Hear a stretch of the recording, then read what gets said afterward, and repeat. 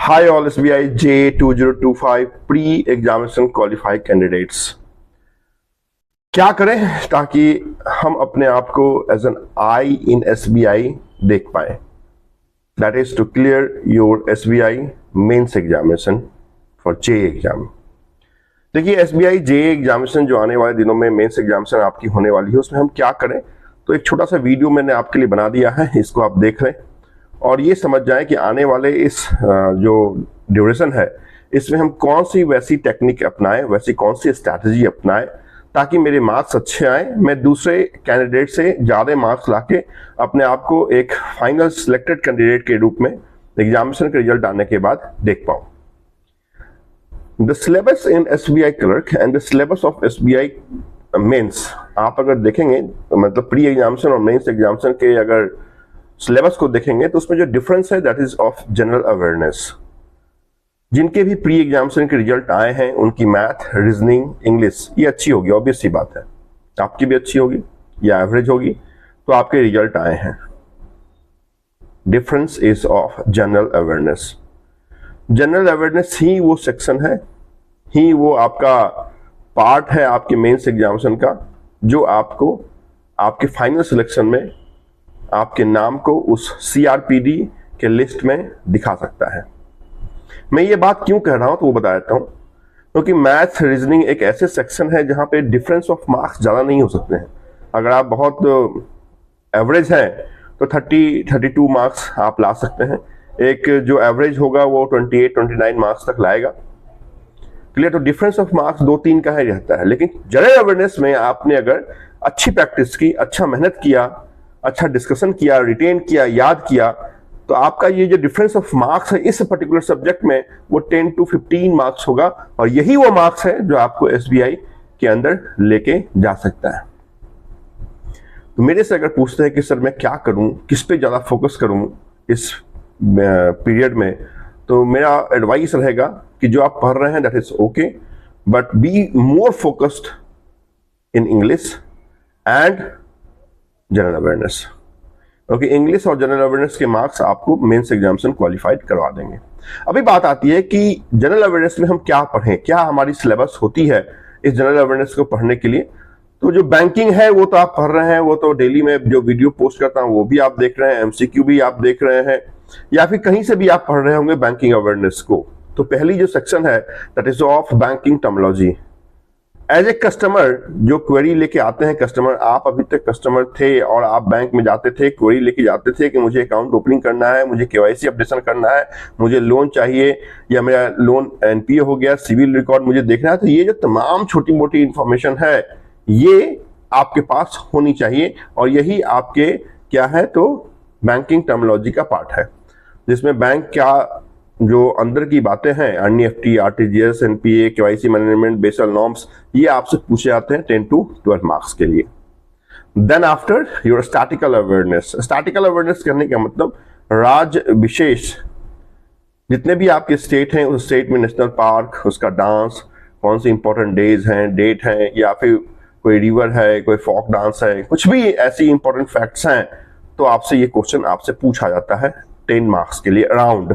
ये मैं कंफर्म नहीं कह रहा हूं कि भाई 10 मार्क्स के लिए ही पूछा जाएगा, हो सकता है इट मे बी 8 मार्क्स, हो सकता है इट मे बी 12 मार्क्स। तो ऐसा कोई गाइडलाइन नहीं है कि भाई स्टैटिकल अवेयरनेस हम 10 मार्क्स का पूछेंगे, बट आप मान के चलें कि 10 मार्क्स के आपके ये सेक्शन आपको देखने को मिलते हैं। इसके अंदर की बात करूंगा कि इसमें से हम क्या पढ़ें।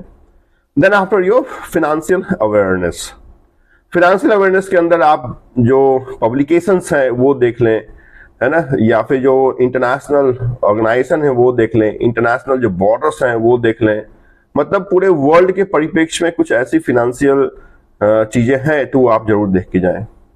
स्पोर्ट्स सेक्शन से भी 3-4-5 मार्क्स रहते हैं आपके, कौन से प्रीवियस टूर्नामेंट हुए, कौन सा प्लेयर कौन से गेम से रिलेट करता है, कुछ ऐसी बड़ी अचीवमेंट, कुछ ऐसा बड़ा ट्रॉफी हुआ, कौन सी ट्रॉफी किस गेम से रिलेट करती है, तो वो भी आप देखें। और सबसे इंपॉर्टेंट है आपका करंट अफेयर्स। करंट अफेयर्स जो आप पढ़ेंगे वो दिसंबर 2024, जैन, फेब, मार्च ऑफ 2025, ये तो आपको पढ़ना ही है। जब आप ये पढ़ लेंगे तो फिर नवंबर 2024 को भी आप एक बार रेफर कर लें। तो अगर ये 5 महीने का करंट अफेयर्स आपके पास है तो अच्छे मार्क्स, बहुत अच्छे मार्क्स आपके आएंगे। तो ये 5 सेक्शन पे आप काम करें। यहाँ पे मैं आपको लेके दिखा देता हूँ कि हम बैंकिंग में क्या पढ़ें, हम स्टैटिकल अवेयरनेस में क्या पढ़ें, हम आपके फिनेंशियल अवेयरनेस में क्या पढ़ें, स्पोर्ट्स करंट अफेयर्स में क्या पढ़ें। तो 1 बाय 1 करके मैं आपको दिखाता हूँ। तो इतनी बात आप अगर पढ़ते हैं तो आपके मार्क्स अच्छे आएंगे। तो चलिए आपको दिखाता हूं कौन कौन सी आपकी सिलेबस है और क्या आपको पढ़ना है। यहां पे आप अगर देखें तो आपकी सिलेबस के ये जो पैरामीटर हैं, ये banking terminology, statistical awareness, financial awareness, sports section and current affairs है। इसकी बात मैंने की। बैंकिंग टर्मिनोलॉजी के अंदर आरबीआई की फंक्शन, आरबीआई का establishment, subsidiary of RBI, printing currencies, printing press of reserve bank of India, bank and NBFCs आपको देखना है।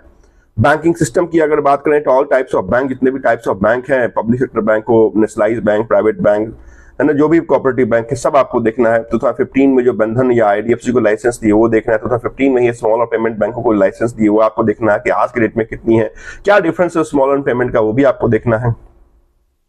रेगुलेटरी बॉडीज आपको देखना है कि उनका एस्टैब्लिशमेंट सेबी हो गया, आरबीआई हो गया, एनपीसीआई हो गया या फिर सीबीडीटी, सीबीईसी, जो भी आपकी बड़े रेगुलेटर्स हैं, ट्राई हो गया, है ना, ये सब आपको देखना है कि उनका एस्टैब्लिशमेंट कब हुआ, कहाँ हुआ, चीफ कौन है आज के डेट में। मनी मार्केट आपको देखना है कि मनी मार्केट में call money, notice money, term money क्या है, नेगोशिएबल इंस्ट्रूमेंट एक्ट 1881 क्या है, promissory note, bills of exchange, cheque, hundi, demand draft, treasury bill, certificate of deposit, commercial bills, paper, ये क्या होते हैं ये आपको पढ़ना है। कैपिटल मार्केट में आपको पढ़ना है कि ये सेकेंडरी मार्केट है तो इसमें आईपीओ, एफपीओ क्या है, mutual fund, NAV, SIP, SWP, debentures, dividend, stock market, उसके इंडेक्स आपको देखने हैं। फंड ट्रांसफर में जो भी आपकी यूपीआई है, एनईएफटी, आरटीजीएस है, ईसीएस तो बंद हो गया है, एनएच है, आईएमपीएस है, स्टैंडिंग इंस्ट्रक्शन है, वो आपको देखना है। फिनेंशियल कोड इंपॉर्टेंट है, आईएफएससी हो गया, MICR, UTR, BSR, Swift code, CVV and others, जितने भी फिनेंशियल कोड हैं, कितने डिजिट का है, क्या कॉम्बिनेशन है, क्या गाइडलाइन है, वो आपको देखना है। प्लास्टिक मनी में ATM card, debit card, credit card, रुपए कार्ड, व्हाइट लेवल एटीएम्स क्या होते हैं, difference between white and brown level ATMs क्या है, मास्टर या फिर आपके वीजा कार्ड क्या है, रुपए कार्ड क्या है, ये आपको देखना है। डिमांड एंड सप्लाई में जो inflation, recession, deflation, stagflation, recession, double dip recession या अदर्स जो भी फैक्टर्स हैं वो आपको देखना है ना। बैंक डिपॉजिट में जितने भी टाइप का डिमांड डिपॉजिट अकाउंट है, चाहे वो सेविंग हो, करंट हो, एफडी हो, आरडी हो, एनआरई, एनआरओ, गवर्नमेंट अकाउंट के रूप में पीपीएफ सुकन्या हो, या एनआरआई अकाउंट के रूप में आपका एनआरई, एनआरओ, एफसीएनआर हो, नॉस्ट्रो, वॉस्ट्रो हो, डोरमेंट अकाउंट, इनऑपरेटिव अकाउंट्स हो, एचयूएफ अकाउंट्स हो, वो आपको देखना है।